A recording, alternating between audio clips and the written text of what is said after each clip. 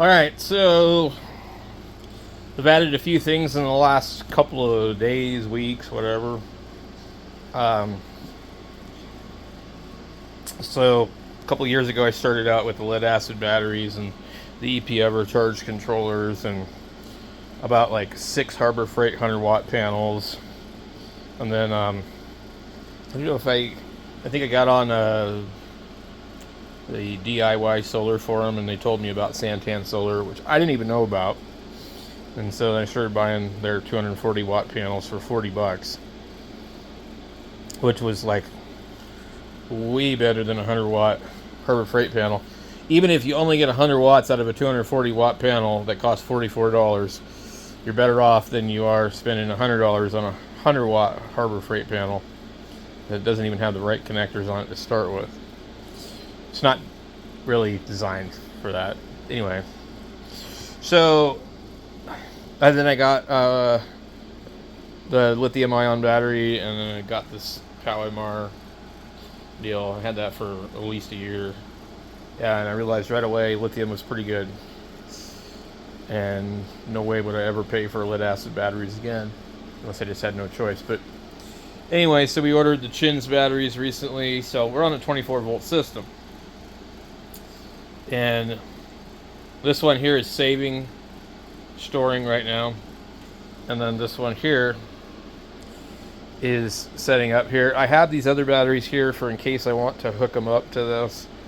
I was having problems with this one here also, where it wasn't charging the battery, and then I did to jump the BMS with that to get it to come back. But basically, right now, also this one, the up and down buttons are backwards. I have no idea why. So our load is 1.29 kW, when our output is 1.28. We're assisted by the grid. We've got grid and solar. I don't know how many panels are actually hooked to this particular one, because I can't even remember how everything is anymore. But I have basically 3 different arrays hooked up here, and there's a 40 amp charge controller for each one, and then this one here is a little bit bigger, so it has twice as many panels on it. So it works okay. If something happens and something suddenly comes on or off, this thing likes to kick out the charge controller. You see right here where it says solar. Well, so there's just lots of issues and it's really slow to reconnect. And then if you're using really crappy lead acid batteries, by the time it reconnects, the batteries are now into a low voltage alarm level. So basically what the goal has always been here was to basically run air conditioners during the summer without having to pay for them. And it's been kind of a hobby. It's not really been a cheap hobby. These are $700 when they were available, $799 or something like that. I've had 2 of them. I had one, I didn't like it, and I was looking for something to replace it. And then I ended up buying this one from somebody else used for $500 or $600 or something. I don't remember. It was a really poor choice on my part. So I bought a brand new one from Santan Solar, and I didn't like it. And I was going to step up to the 48 volt, the LV6548. But we had a fiasco with Santan Solar, and ended up actually backing out of the deal.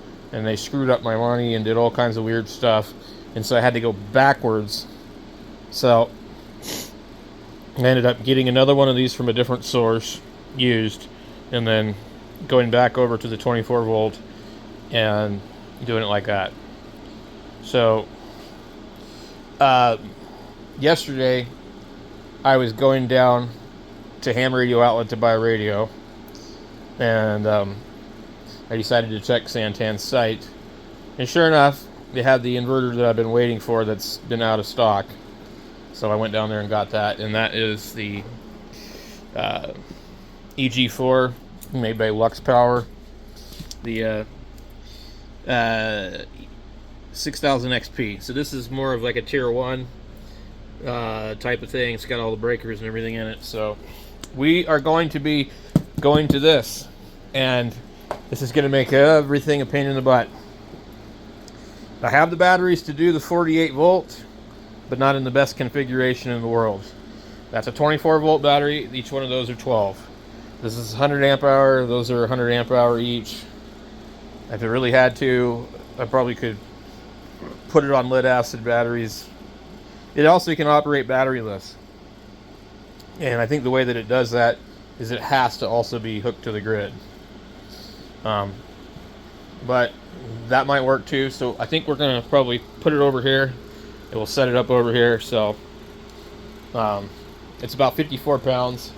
So definitely seems quality as far as I can tell just based on the weight. I'm always alarmed by things that are too light.